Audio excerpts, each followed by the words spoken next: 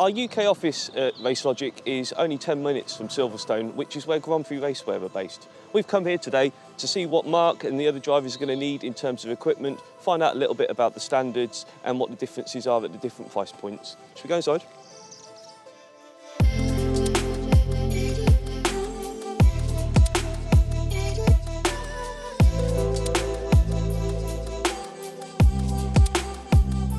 So Motorsport UK are the regulator for most UK motorsport series, and every year they can bring out a yearbook that brings out the standards for any racing, circuit racing. So helmet-wise, that's looking at sort of regulations, the FIA regulations for that. So there's a 2015 regulation which is still in use, and there's also a 2018 FIA regulation which is the highest regulation, and that's good for about 10 years from the helmet's manufacturer. The main difference between the helmets are open face and full face. The main difference between those would be the sort of venting. Obviously you get a bit more freedom in the open face helmets, a bit better vision because obviously the full face is slightly closed. But then in full face you do get different apertures in terms of the size of the window you can see through. And that will sort of change as well depending on what series you're on. Whether it's like a Formula series, they tend to have sort of narrow apertures because you're sort of more at risk of debris and everything, whereas a wide aperture is sort of better for a closed cockpit and better for novice drivers as well because you get better vision and you can see sort of what's going on around you as well. Yeah, so I think hands device is probably one of the most misunderstood things. They're quite simple to understand actually because they only come in two sizes based on your collar, either medium or large.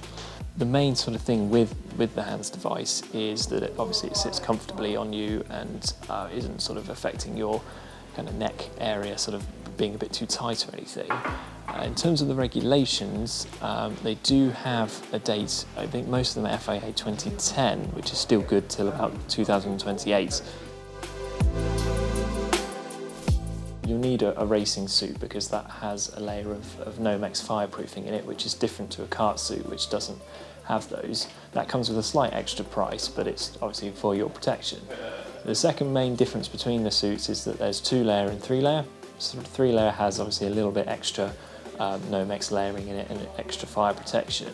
That obviously comes at an extra price as well.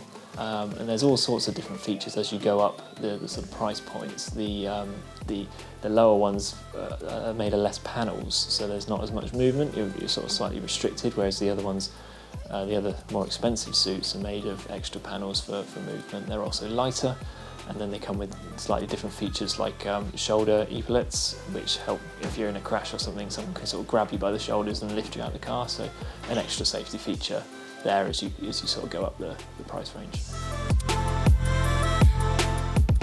Again, racing gloves are a requirement because they have an extra fireproof layering as well. It's also for your comfort and grip on the steering wheel. As you go up the price range, you sort of start to get more features. So the grip on the palm is slightly different. As you go up, you get more grip, and Sparco themselves have an actual patented grip on their top level gloves. So you won't find that anywhere else in any other brand. There's also different changes in design. So some of them have stitching on the outside, so your fingers are much more comfortable when they're inside the glove. It really does make a difference, and it's good to see sort of those differences between the gloves as well. In terms of boots, similar thing again. As you go up, you get different features. So as you go up the price range, they get lighter. Different ways of fastening as well. So the top boots have a sort of pull cord instead of laces, so they don't get as don't flap around or get in the way or anything. And also there's differences in terms of material. So the sort of entry-level boots are more suede, which isn't as protective against sort of wet weather or oil or something, whereas the other ones going up are more sort of leather, which has a better hard wearing. One more misunderstood sections is the sort of underwear that goes underneath the race suits. This is like a sort of thermal top layer and sort of long john style stuff, and they add an extra fireproof protection to yourself. you don't treat it just like your old t-shirt or anything. You know, there's some very important kind of fireproofing materials in there. Some of the higher grades race underwear does come with sort of antibacterial spray, where you can spray it and sort of freshen it up. It smells nice and minty as well.